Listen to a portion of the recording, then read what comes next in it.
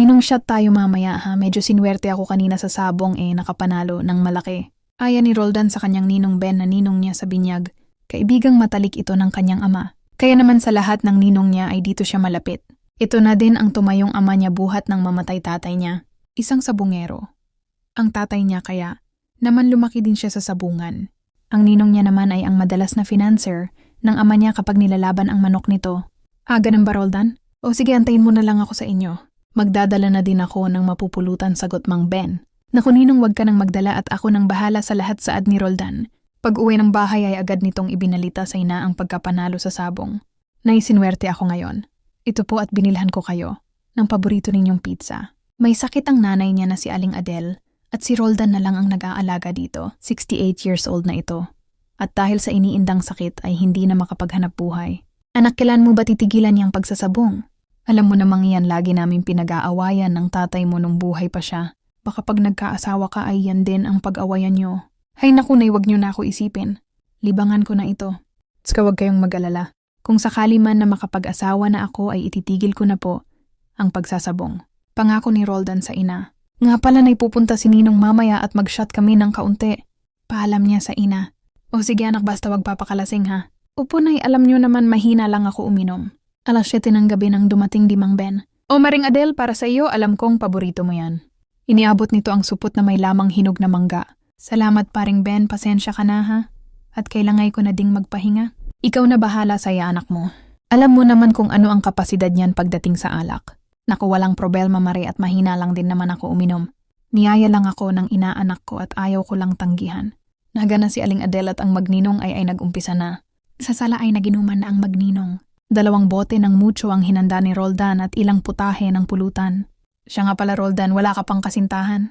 Naku ninong, gastos lang yan, tsaka hindi naman ako nagmamadali. Aba 25 ka na, dapat lang na maghanap ka na nang nakakasama sa buhay. Pero manok ata ang laging himas mo Masarap himasin ang manok ninong lalo na pag nanalo. Hayaan mo ninong, pag ako nakakita ng ibang hihimasin, ikaw mismo ang makakaalam. Sa'yo ko una ipapakilala ni Roldan. O siya, sinabi mo yan ha? Tumagay na nga lang tayo at nang makayari na. Maaga pa akong pupunta sa farm bukas at kailangan ng pakain ng isda. Sige ninong, at okay na siguro sa atin ang 2 bote. Simula kasi nang tunigil na sa pag-finance sa sabong si Mang Ben ay sa farm niya lang ito na malagi. May palaisdaan ito at may iba't ibang isda ang inaalagaan. May katiwala ito doon na isang matanda na. Matapos ang tagaline ng magninong ay agad ding umalis. Si Mang Ben at si Roldan ay nagpahinga na. Kinabukasan ay maaga nagpunta si Roldan sa kanyang boss na may-ari ng mga manok panabong na inaalagaan niya. Ganun lang lagi ang araw-araw na buhay niya. Walang trabaho kundi ang paghihimas ng manok. Sanay kasi siya sa mga manok dahil na din sa sabong siya pinalaki ng kanyang yumaong ama. Kumikita naman kasi siya sa pagsasabong. Bukod sa binibigay sa kanya ng amo niya sa pagkukondisyon ng mga manok, ay madalas din panalo ang mga nilalaban nila. Iyon ang ginagawa niyang hanap buhay. Lumipas pa ang ilang taon, hanggang makilala ni Roldan si Liza, ang aagaw ng kanyang atensyon sa mga manok na araw-araw niyang hinihimas. Si Liza ay 20 years old pa lang noon at dalaga pa ito. Bagong tindera lang si Liza sa karenderya na nasa tabi ng sabungan. Galing ito sa probinsya at pinasok daw ng tagaluto doon. Suki si Roldan doon kaya agad niyang napansin si Liza. Miss, napansin ko bago ka lang dito, ngayon lang kasi nakita. Opo sir, kahapon lang po ako dumating at ngayon lang ako pinagsimula, sagot ng dalaga. Inabot no Roldan ng kamay sa dalaga. Ako nga pala si Roldan. Ako po si Liza sir.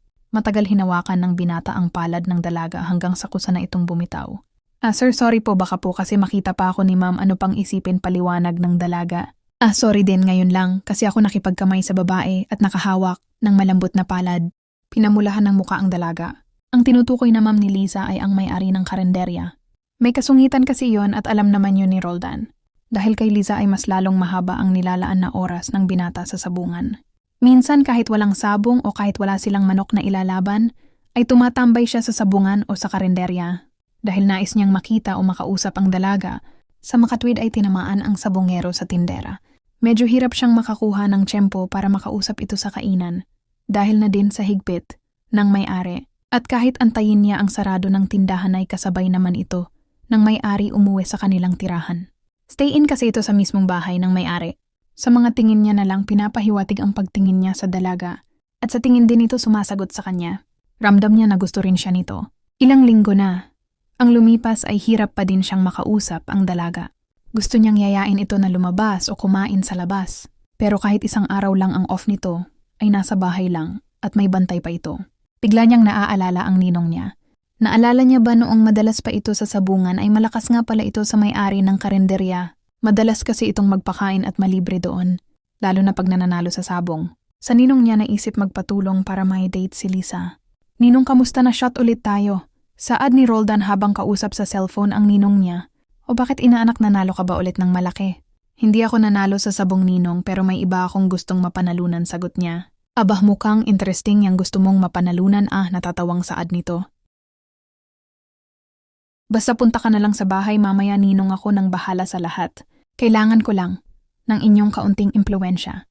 Mas lalong na-curious si Mang Ben dahil sa sinabi ng inaanak kaya hindi na ito tumangi pa. Kinagabihan ay pumunta ito sa bahay nila Roldan at gaya ng dati ay may pasalubong ulit kay Aling Adel Manggang Hinog. Naghanda ulit ng dubote ng mucho si Roldan at pulutan. O ano, Roldan, ano yung sinasabi mong gusto mong mapanalunan? At bakit kailangan pa ng impluwensya ko, ha? Tanong ni Mang Ben. Di ba, ninong, ang pangako ko sa'yo kapag nakakita na ako ng ibang hihimasin bukod sa manok ay sa'yo ko una ipapaalam. Iyon nga, ninong, nakita ko na ang gusto kong himasin bukod sa manok na talisain. Nakita mo na pala bakit kailangan mo pa ng impluwensya ko? E di kumilos ka na para mahimas mo na, sagot ni Mang Ben. Yun nga ang problema, ninong, bantay sarado ng ano niya. Hindi ko malapitan at kailangan ko ng tulong mo. Diretsahin mo na kasi ano talaga ang magagawa ko. Kamot-ulong saad ni Mang Ben. Pinaliwanag ng binata ang sitwasyon sa inyong at sinabi ang tungkol sa hinihiling niya. Gusto niyang sumama minsan ng ninong niya sa karenderya upang makita ng may-ari na close silang magninong, nang sa ganun ay maging mabait ito sa kanya at hindi na magsungit sakaling kausapin niya si Liza. Yun lang ba, inaanak? Abay, madali lang yan ako. Nang bahala sa may-ari ng karenderya.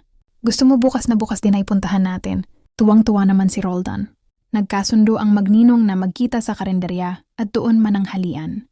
Naunang dumating si Mang Ben sa kainan dahil si Roldan ay nasa sabungan pa. Tinawagan niya ang inaanak at sinabing 10 minutes ay lalabas na siya. Umupo siya sa isang lamesa at nang makita siya ng may-ari ay agad siyang nakilala at nalapitan nito para kamustahin. O Mang Ben, kamusta na? Buti at napasyal kayo sa pwesto namin. Ang tagal niyo na ding hindi nagagawin ito, Oo nga, busy kasi palagi sa farm. Inaantay ko lang ang inaanak ko. Ganun ba, sinong inaanak yung tanong nito? Sir Roldan, nasa loob daw ng sabungan. Kilala mo ba yun? Oo, kilala ko, inaanak mo pala yun. Oo, naalala mo si Jun, yung kumpare ko na lagi kong kasama nun dito. Oo, naalala ko na. Ang tagal ba kasi nun? Naalala ko na si Roldan nga pala ang lagi niyong kasamang bata noon. Oo, siya yun. Doon lang nakilala ni Aling Azon si Roldan, ang bata na laging kasama ni Mang Ben. Umorder na ng pagkain si Mang Ben at habang hinahantay si Roldan, ay iginala niya ang mga mata sa mga serbedorang na andon. Halos lahat ay mga kilala niya sa muka at matagal na doon. Maliban sa magandang babae na napansin niya. Si Liza na nasa kabilang lamesa at nagsiserve ng pagkain. Maganda ang muka at palangiti. Maganda ang katawan at ang kutis ay maputi. Yun ang impresyon ni Mang Ben sa dalaga. Kaakit-akit at maganda. Bahagyang nakadama ng kakaiba ang matanda sa ganda ng dalaga. Kung ito ang tinutukoy ni Roldan na gusto niyang himasin. Abay, jackpot siya kapag napapayag niyang magpahimas sa kanya. Maya-maya ay tinawag ito ni Aling Azon. Yun pala ay para dalhin ang order niya. Mas napagmasdan ni Mang Ben si Liza nang lumapit ito para ihatid ang pagkain sa kanya. Ay ha, ikaw ba si Liza? Tanong niya na pinagtaka ng dalaga. Oho, ako nga po, bakit po alam niyo ang pangalan ko? Inabot ni Mang Ben ang kamay dito at nagpakilala. Ako si Ben. Nang mahawakan ang kamay ng dalaga ay mas nakadama ng init ang matanda dahil sa lambot ng palad nito. Napakaswerte pala ng inaanak ko kung sakali na pabulong pa niya. Ano ho, Manong? Wala, iha, sabi ko ay paparating na ang inaanak kong si Roldan. Hindi ba't kilala mo siya, tanong niya sa dalaga. Talaga ho ba inaanak niyo si Roldan? Opo, kilala ko po siya, masayang saad ng dalaga. Kita ni Mang Ben na nagliwanag ang muka ng dalaga nang banggitin ang pangalan ng inaanak. At nabatid niya ang interes din nito sa binata. Kaya naman inalis niyang pilit sa isip niya ang mga naiisip niya. Yung nadarama niyang pag-init at ang hindi niya maitatanggi sa sarili na pagnanasa dito ay kailangan alisin sa kanyang pakiramdam. Mahal niya ang inaanak niya at parang anak na ang turing niya dito. Kaya kung sakaling si Liza ang makatuluyan nito, ay dapat ang naituring din niya itong anak.